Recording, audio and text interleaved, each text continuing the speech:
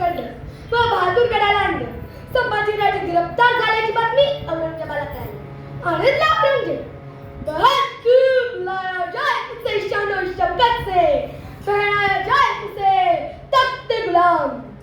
पर हुकुम बहादूरगडाहून निघाली दिंड संभाजी महाराजांची. मुद्रा मुद्रा रक्त उमटवत चालला होता छावा.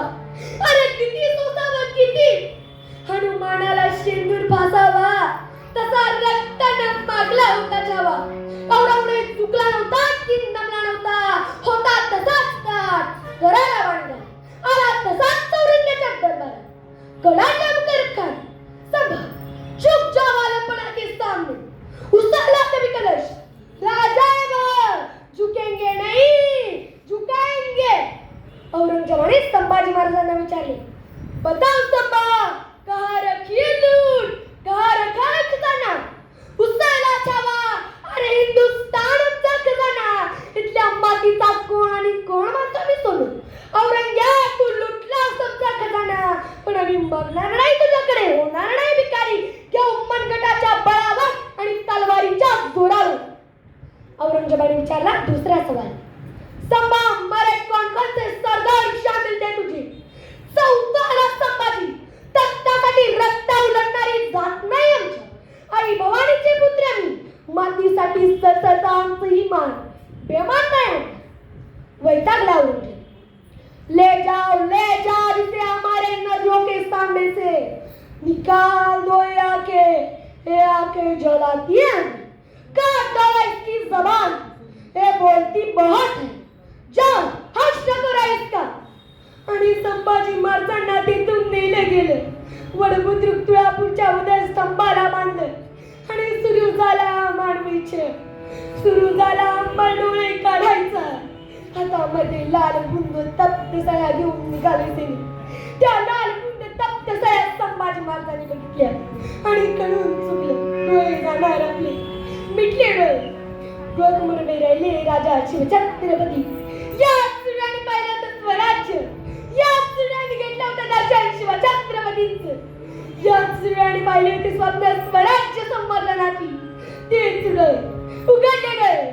डोकमुरडे होत्या लाल गुंद तप्त सया आल्या जवळ, अगदी जवळ गेल्या. आत आत आत सर्वादाला गेल्या. आत आत आत निघाल्या त्याच वेगाने बाहेर. डोळे नव्हतेच कुठे, उरल्या होत्या नुकत्या खोपड्या. काया काया कभिन्न. डोळे निघाले. औरंगजेब आपल्या शिलेदारांना विचारताय, क्या हुआ. और रोया गिड़गिड़ाया, आएगा हमारे सामने हाथ जोड़कर. हुजूर ना वो रोया ना गिड़गिड़ाया, ना आपके सामने हाथ जोड़कर आएगा. अगर वो आपके सामने आएगा ना तो आपका गला दबा देगा, गालियां दे रहे हैं आपको. काट डाला इसकी जबान. आणि सुरू झाला दुसरा मानवीचे. आता होती जबान छाटायची. हातामध्ये लखलखती तलवार घेऊन निघाली त्यांनी. पण संभाजी महाराजांचं तोंड वळलं. जबान कशी टाकणार. एक सैनिक पुढे गेला व संभाजी महाराजांचं नाक दाबून धरलं. श्वास घेण्यासाठी हात धरले. या सैनिकाचा पायला घेऊन 700 हात गाठी. पकडली की ओढली बाहेर. लखलखती तलवार चालली. तोंडातून लाल बुंद रक्त बाहेर पडलं. जीव समोरच वळत पडली होती. एक नव्हे दोन नव्हे तब्बल 40 दिवस अत्याचार सुरू होता. भोकड सोलावं तसं संभाजी महाराजांचं कातड सुरू काढलं. त्या पिठाचं पाणी टाकलं. चर यातनांचा जाळ झाला. अखेर गोड फाल्गुन मध्ये अमावस्या 11 मार्च 1689 आणि औरंगजेबाची अखेरची आज्ञा सुटली. सिरकात झाला इसका. आणि संभाजी महाराजांचं मस्तक छाटलं गेलं. रगीला असता, रंगीला असता, नमला असता, झुकला असता, वाकला असता. औरंगजेबाला शरम जाऊन आयुष्यमध्ये जगला असता. खरं का सोसत राहिला छावा सर.